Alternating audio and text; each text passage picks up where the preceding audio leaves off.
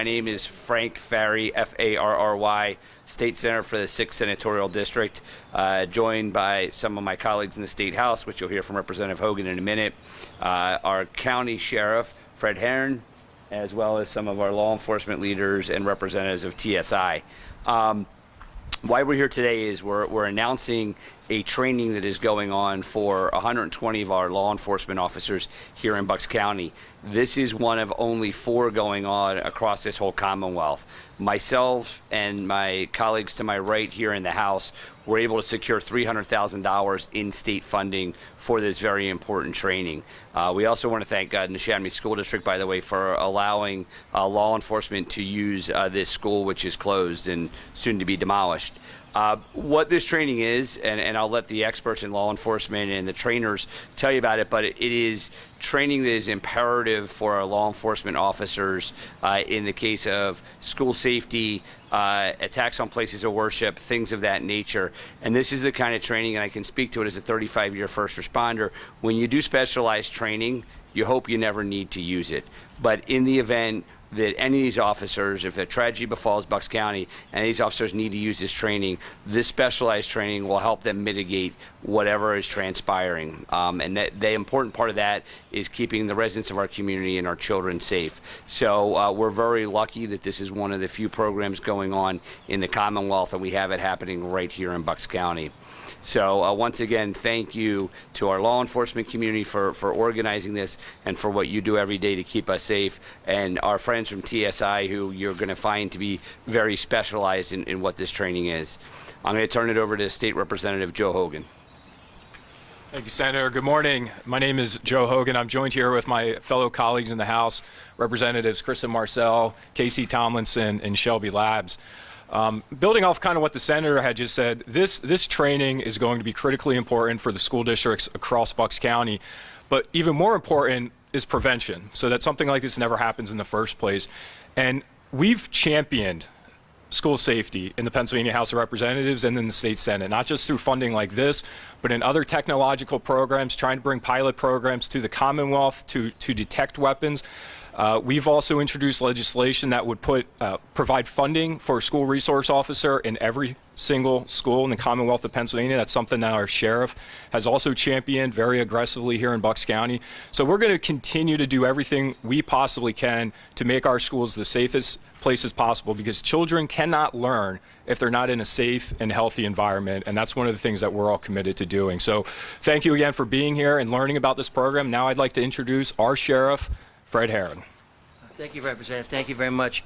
And I just wanted to make sure we introduce Chief Ted Krimmel and Lieutenant Parker from Middletown, and Chief Krimmel's from Lower Southampton. And of course, I wanted to thank the Senator and the representatives, and especially Gideon coming here all the way from Israel. I've been doing this 39 years now, and there's some milestones that have certainly stood out, as many of you have remembered this on television as things played out. April 20th, 1999, Columbine High School, the first really publicized school shooting in the United States, where we had numerous casualties, and law enforcement changed their training after that. And then we jumped ahead to 9/11, where terrorism hit right here in the United States, just 2 states away from us. So this is something that we're faced with every day, every single day. Law enforcement and first responders, not just throughout America, not just through the Commonwealth of Pennsylvania, but right here in Bucks County, are faced with what's happening in 10 minutes from now. What could go wrong? This is what I've seen so far, what I've heard when the Senator brought it to me and we met, and he said, can we get law enforcement involved, and how do you think we should play this out? And I listened to Gideon and his crew and what they were teaching. We're talking about the Israelis, the best of the best. There are no better than the Israeli military and special forces of Israel to come and teach this to U.S. local law enforcement. So we have 120 out of our 900 officers right now getting this training, 60 SWAT officers, and they're broken down by region, and then 60 first responders and school resource officers, that God forbid, if it ever happened here in Bucks County, we would have additional training, not just a training from some online organization, but the Israelis coming to teach us in America how to respond, something that they live every day. A bombing just today in Tel Aviv. Every single day they live with this, and we're lucky that we don't, but we need to be prepared. So I wanted to thank the senator and our representatives. There's an amazing men and women behind me that are always stepping up for law enforcement and first responders here in Bucks County. This is the crew I go to. And of course, representing the Bucks County police chiefs, Chief Krimmel, and all of law enforcement, also Lieutenant Parker. And thank you. This is going to be another tool in the toolbox of law enforcement here in Bucks County to keep you safe, which is what our goal is every single day. Ted? I'd like to introduce Chief Krimmel. Good morning. All three of my kids went to school here. It's kind of ironic we're here this morning. I want to thank Senator Farry and Sheriff Harran for coordinating and setting up the funding for this training. Training expenses are always a burden on law enforcement. I think it's very important to get all of our SWAT teams working together, which we do regularly anyways. But it's the first time we've had the school resource officers that I'm aware of have this type of advanced training. In this world, it's very necessary for the people protecting our children to have cutting-edge skills, kind of tip of the spear type training to protect them if, God forbid, some emergency arose at one of these schools. Again, thank you, Senator. Thank you, Sheriff. Thanks. Gideon, sorry. Gideon, why don't you introduce yourself and explain your company and what you're doing?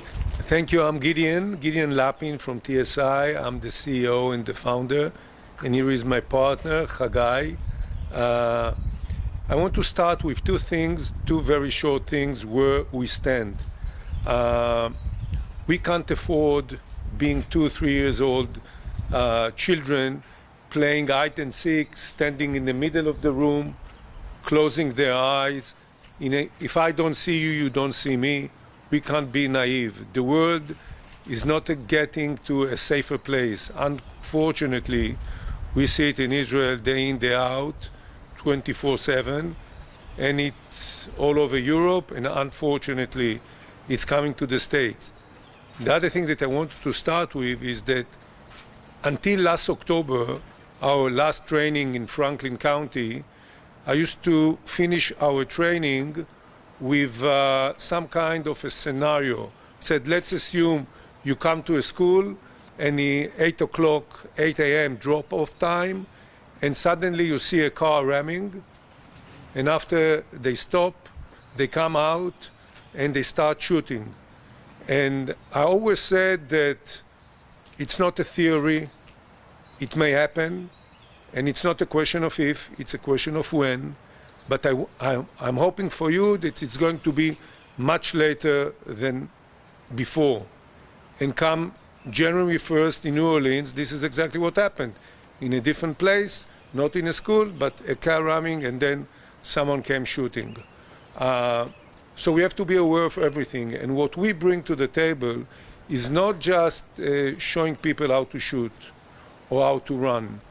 It's the whole story of the Israeli mindset, the Israeli DNA, the Israeli striving for engagement, the combat. We want the people here to understand that if they come to a school, they can't wait.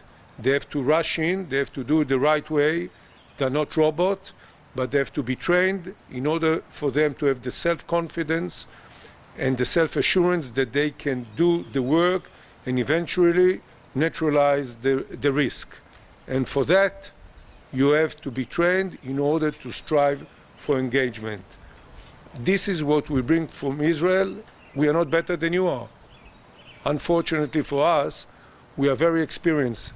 During the drill that was in the school, in Israel, almost everybody on his cell phone, he has some kind of an app that if a missile or something is being fired at Israel, alarm is starting to make noise.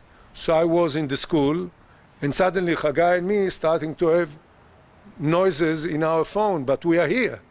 So we didn't realize the connection. Then you understand that it's in Tel Aviv or whatever, and there was a missile from Yemen fired to Israel.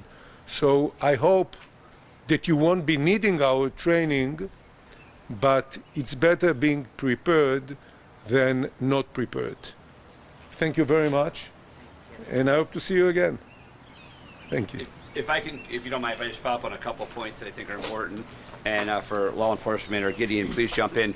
So Gideon and I first met in Harrisburg. Unfortunately, it was roughly a week or two after October 7th. 2 weeks after October 7th, and that terrible incident that struck Israel, and unfortunately is continuing. And, you know, he was still in this country, and they're both retired military. Your trainers are Israeli military. Yeah, Israeli military. And what sold me on this, as somebody who has some emergency management background, is their tactics and training. Even though I've never been in law enforcement, their tactics and training are different because of the experiences they unfortunately have to live with in their country. And being able to impart how they're trained and what their experiences are on our law enforcement officers, such as running and firing at the same time. It's part of the training that's going on today, or this week, these several weeks, is live range firing, right? Active incidents in this school, some of it's classroom. So this all isn't just classroom. They're doing a lot of practical work, and they're imparting the wisdom that they've unfortunately acquired through their lifetime here to our law enforcement officers. And I believe those that have been going through training this week, the feedback has been tremendous, correct, Sheriff? Outstanding. Yeah. So I just wanted you to know that's the difference. This isn't based on Columbine experience or Parkland experience. This is based on their experiences, and I don't think it's much different than, you know, being the fire chief here in Langhorne when we have an instructor come down from FDNY, right? Fighting fire in New York is a little bit different than fighting fire here, but some of the things they've learned from their firefighting here, they impart on us to make us better firefighters here, and we're doing the same thing with the retired Israeli military leaders for our law enforcement.